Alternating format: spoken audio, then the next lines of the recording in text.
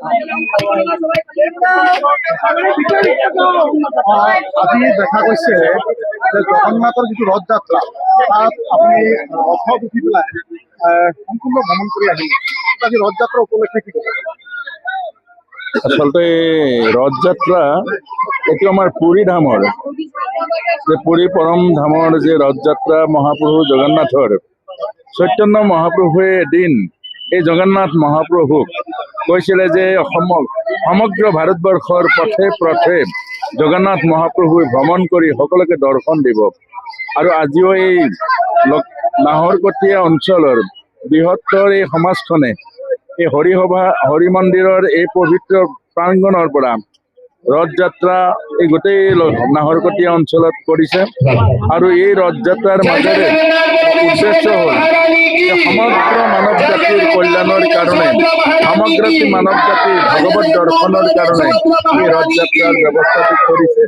গতিকে আমি এই নাহৰকটীয়া অঞ্চলৰ এই বৃহত্তৰ সমাজখনত জগন্নাথ মহাপ্ৰভুৰ যি দৰ্শন স্পৰ্শন আৰু এই পদযাত্ৰাই গোটেই অঞ্চলটোক এক আধ্যাত্মিক বাতাবৰণ সৃষ্টি কৰিব।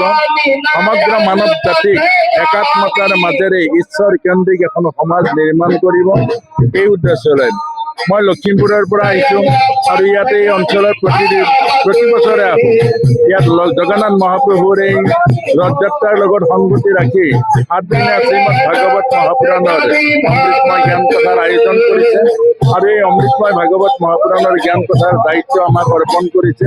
আৰু আজিৰ পৰা অহাকালিৰ পৰা 7 দিন শ্ৰীমদ ভাগৱতৰ এই জ্ঞান কথা হ'ব। আৰু মই আশা ৰাখিম যে সমগ্ৰ অসম ভূমিত জগন্নাথ মহাপ্ৰভুৰ এই পবিত্ৰ পদধূলিৰে আধ্যাত্মিক বাতাবৰণ সৃষ্টি হ'ব। আৰু অসমৰ প্ৰান্তে প্ৰান্তে ভগৱত ভক্তি জাগৰণ হ'ব। জগন্নাথ মহাপ্ৰভুৰ এই পদযাত্ৰাই সমগ্ৰ নাহৰকটীয়া নহয়, আজি অসমৰ প্ৰান্তে সকলোতে যেন এক আধ্যাত্মিক ভাৱনাৰ জাগৰণ কৰিব। আৰু সেইকাৰণে জগন্নাথ মহাপ্ৰভুৰ এই পবিত্ৰ আজি ৰথযাত্ৰা অনুষ্ঠানৰ পৰা মই অসমৰ সমূহ জনগণক শ্ৰদ্ধা জনাইছোঁ আৰু এই খবৰ দিব বিচাৰিছোঁ, জগন্নাথ মহাপ্ৰভুৰ এই পবিত্ৰ ৰথযাত্ৰাই গোটেই অসমবাসীক শান্তি সম্প্ৰীতি আৰু একাত্মতাৰে ধৰি ৰাখে। ইয়াত জাতি জনগোষ্ঠী সমস্তকে একত্ৰিত কৰি আছে নাহৰকটীয়া অঞ্চলত জগন্নাথ মহাপ্ৰভুৰ এই ৰথযাত্ৰা আয়োজন হৈছে। আৰু অসমৰ প্ৰান্তে প্ৰান্তে এই পবিত্ৰ বাতাবৰণটো যাতে গঢ়ি উঠে আৰু সমগ্ৰ মানৱ জাতিৰ আধ্যাত্মিকমুখী হয়, এইখিনিকে মই অসমবাসীলে জনাইছোঁ। জয় জগন্নাথ মহাপ্ৰভু।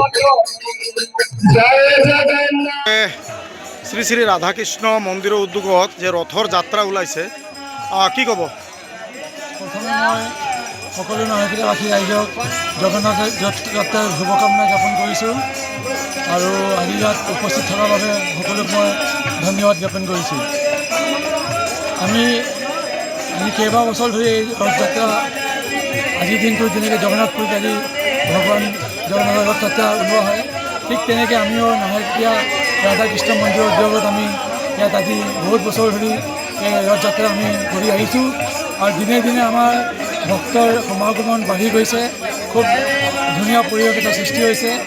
আজিও আমি ঠিক সেইদৰে দেখিছোঁ যে আজি হাজাৰ হাজাৰ ভক্ত আজি ইয়াত উপস্থিত হৈছে আৰু এই ৰথযাত্ৰা আজি আমাৰ সফল কৰিছে। ক'ৰ পৰা ক'লৈকে যাব আপোনালোকে? এই ৰথযাত্ৰা আমাৰ জগন্নাথ মন্দিৰ ডেলিভিলা নাহৰকটীয়াৰ পৰা ওলাব আৰু আমি নাহৰকটীয়া থানা হৈ আকৌ ঘূৰি ৰাধাকৃষ্ণ মন্দিৰত আমি ইয়াক সমাপ্ত কৰিম।